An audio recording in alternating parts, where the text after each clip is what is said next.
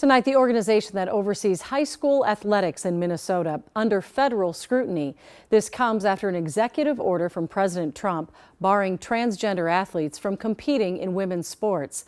The Minnesota State High School League saying current state law prohibits that, and they're seeking guidance moving forward. Tonight, the organization, state lawmakers, and the Attorney General all weighing in on the Education Department's investigation. Raya Katene has the latest tonight. Raya? Julie, the league oversees athletic programs for more than 500 Minnesota schools, from private to public, charter, even online schools. And tonight the group says they will fully cooperate with the federal investigation. President Donald Trump's recent executive orders Ready? We'll do a good job. Wait, let me press that. Prohibits transgender women and girls from playing on female sports teams.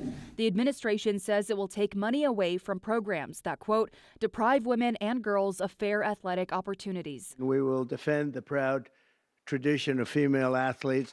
Tonight, the U.S. Department of Education says it's investigating the Minnesota State High School League, claiming the organization plans to violate Title IX after the league said it's seeking guidance from the state on how to move forward.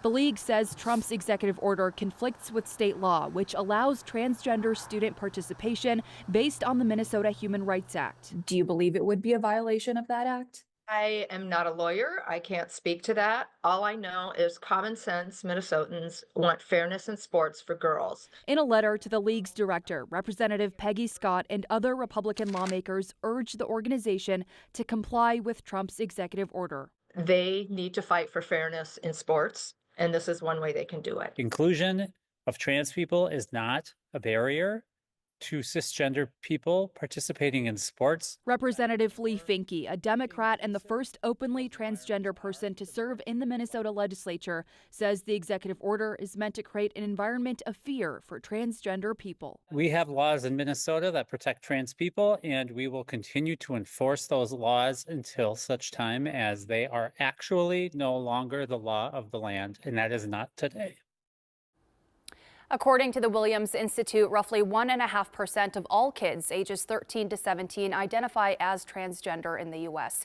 The executive order gives organizations 60 days to implement it. In a statement, State Attorney General Keith Ellison says he, quote, opposes efforts by the federal government to discriminate against, harass, and bully transgender Minnesotans, and that his office will respond to the league's request for guidance. Julie. All right. Thank you, Raya.